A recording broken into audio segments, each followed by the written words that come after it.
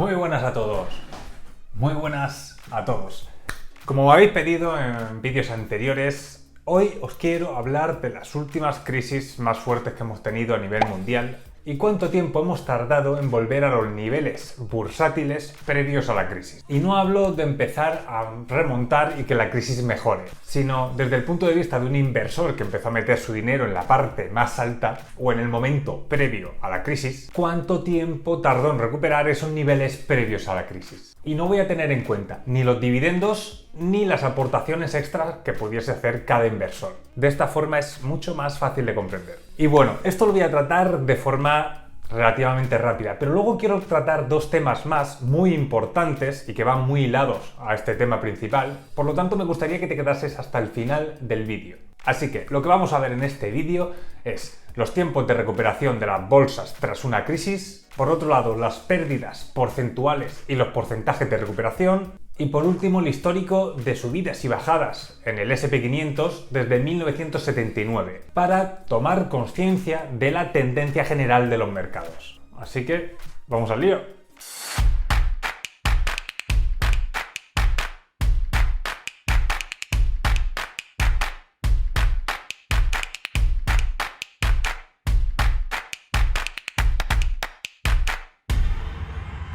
Bien, vamos a empezar con la mayor crisis de la historia, la crisis de 1929, y del cual tengo un vídeo muy interesante que si no has visto te recomiendo que lo veas y te lo dejo en la descripción del vídeo.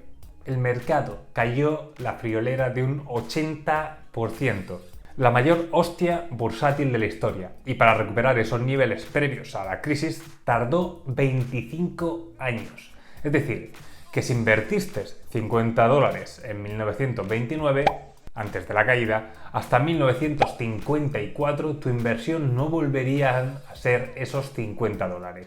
Aquí vuelvo a repetir ya, por última vez, que no estoy teniendo en cuenta los dividendos obtenidos por tu inversión, ni tampoco las aportaciones que hubiera podido hacer el inversor. De la misma forma, tampoco tengo en cuenta la inflación de todos esos años que haría que esos $50 tuvieran menos valor pasados 25 años. Vamos, en resumidas, lo que quiero que veáis es cuando el mercado vuelva a ponerse a niveles previos a la crisis. Ya no me repito más. Además, otra cosa importante de este gráfico que muestra desde 1907 es cómo la tendencia es alcista. 100 años de mercado alcista. Hay correcciones, hay pequeñas crisis, pero el mercado tiende a subir. Ahora vamos a la crisis del petróleo de 1973. Hubo una caída del 50% desde sus máximos y tardó unos 7 años en volver a alcanzar los niveles previos a la crisis. En este caso, una vez que tocó esos niveles previos, volvió a caer durante unos pocos años, pero sin duda ya se encontraba en una senda alcista. Es decir, que en 1980 prácticamente tocó los niveles previos al comienzo de la crisis. Bueno, vamos a la crisis del 2000, las de las .com, y a la crisis del 2008, la crisis financiera. En la crisis del 2000, las de las .com, el mercado cayó cerca de un 40% más o menos, y el mercado tardó unos 8 años en volver a los niveles previos. Pero justo al llegar, se desató la crisis financiera de 2008, que hizo caer el mercado un 50% y que hasta 2012 no volvió a llegar a esa zona y romperla. Es decir, 12 años desde la crisis del 2000 para volver a los niveles previos a esa crisis. Y bueno, alguno estará pensando que España no sigue esta correlación que estoy diciendo, o Europa, pero yo me estoy basando en uno de los índices más fuertes y de referencia a nivel mundial, que es el S&P 500. Y por eso en la mayoría de mis vídeos, cuando me refiero a las bolsas, casi siempre hablo del S&P 500. Otro índice interesante a tratar sería el MSCI World, que es el índice que recoge a las mayores empresas mundiales. Y bueno, visto esto, quiero tratar 3 temas más a lo largo del vídeo que te recomiendo que veas porque considero que son bastante interesantes. Antes de seguir, solo te pido que le des un pulgar arriba si te gusta el vídeo, que me dejes tu opinión en los comentarios y a poder ser que compartas con alguien que creas que le puede interesar este vídeo y que te suscribas y actives la campanita. ¿Qué es la pérdida porcentual y el porcentaje de recuperación? Esto es algo muy sencillo, pero que a veces se nos olvida o a veces no lo tenemos en cuenta. Básicamente es cuánto porcentaje tiene que recuperar mi inversión para volver a los niveles previos a una caída. Es decir, si mi inversión cae un 50%, ¿cuánto porcentaje tiene que subir para recuperar esos niveles? Lo acabamos de ver en tiempos, aunque son estimatorios, pero no en porcentajes. Y de primera, si os pregunto cuánto tendría que recuperar vuestra inversión si cae un 50% para volver a esos niveles previos, seguramente os vendría a la cabeza un 50%. Si cae un 50%, pues tendría que recuperar un 50%.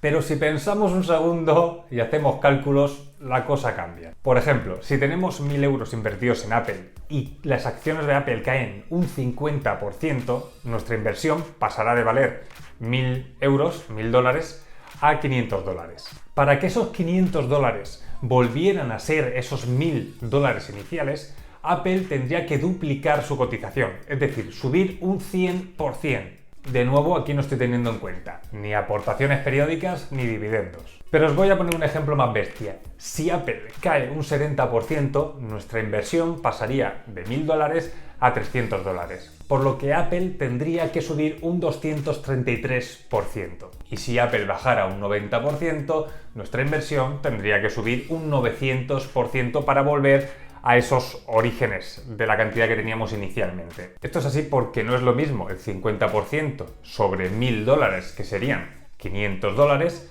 que el 50% de 500 dólares, que serían 250 dólares. Y esto es de lógica, pero hay muchas veces que a la gente se le olvida o que no lo tiene en cuenta. En esta tabla podemos ver el porcentaje de recuperación que hace falta dependiendo del porcentaje de la caída.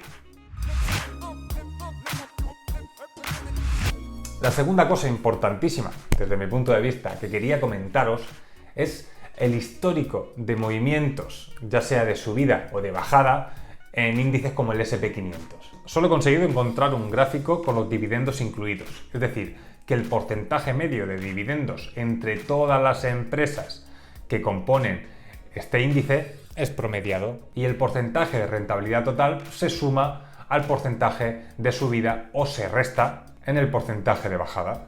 No obstante, no es un punto importante para lo que os quiero decir, pero quería dejarlo claro. En primer lugar, de aquí quiero que saquéis dos cosas en claro. La primera es muy fácil de ver, y es que en 55 años solo 12 han sido bajistas, el resto han sido alcistas, lo cual refuerza el hecho de que invertir a largo plazo disminuye el riesgo. Bien, el segundo punto importante, que es el que está asociado con todo lo que os he comentado anteriormente, es el siguiente. Si en el 2020 el mercado cayera un 50%, aunque el siguiente año subiera un 50%, solo estaría a la mitad de camino hacia su punto original. Lo cual quiere decir que una caída del 50% puede tardar varios años en recuperarse. Aunque también es cierto que tras una fuerte caída suele darse una fuerte recuperación. ¿Qué esperar en los mercados de esta crisis sanitaria del 2020? Aunque estamos viendo que el mercado está recuperando tras una fuerte caída, desde mi punto de vista volverá a caer. Y con esto no quiero decir que me creáis o que confiéis en mí, ya que esto simplemente es una opinión basándome en el pasado y en el contexto actual. Pero estamos hablando de una crisis sanitaria a nivel mundial. Estamos hablando de recesiones en la economía a nivel mundial. Por lo que desde mi punto de vista no es posible que los mercados recuperen en V. Es decir, que igual que caen vuelvan a recuperar con la misma fuerza. Más que nada porque los resultados de las empresas, que son las que componen esos índices, no serán positivas en un tiempo, ni los sectores volverán a la normalidad de forma tan rápida. En estos momentos en los que estoy grabando el vídeo, índices como el S&P 500 tan solo han retrocedido un 20% desde sus máximos. Me parece muy poco para la que tenemos montada con toda esta pandemia. Además de que en anteriores crisis, después de una fuerte caída, ha habido una fuerte corrección para volver a seguir bajando. Ahora, cosas que podrían interponerse a que el mercado siguiera cayendo de forma natural. Sería la manipulación de los mercados centrales, la impresión de billetes como si no hubiera un mañana, la manipulación de Trump con el fin de llegar a las elecciones en la mejor situación posible, o que alguien saque una cura o una vacuna para solucionar todo esto, lo cual no me parece que a corto plazo vaya a suceder. No obstante, toda manipulación será pan para hoy y hambre para mañana. Y sobre todo, no nos olvidemos de una cosa importante: los mercados no los movemos los pequeños inversores. Entonces, ¿cuánto pueden llegar a caer los mercados desde mi opinión personal? Y teniendo en cuenta que hablar sobre estas cosas es intentar predecir el futuro y no pretendo hacerlo. Ahora bien, y basándonos en el S&P 500, podría utilizar el punto de rebote del 2016, que está en torno a los 1800, 1900 puntos, como soporte y marcar ahí su mínimo de la crisis. Si hiciera esto, la caída sería desde máximos casi un 50%, lo cual no me parece una caída tan bestia teniendo en cuenta la situación en la que estamos. Y también cuadra con mi idea de que los mercados harán otros mínimos inferiores a los ya marcados hace unas semanas. No obstante, y con vistas a largo plazo, los niveles del anterior mínimo que hizo, sobre 2.200 más o menos, ya sería un buen momento de entrada.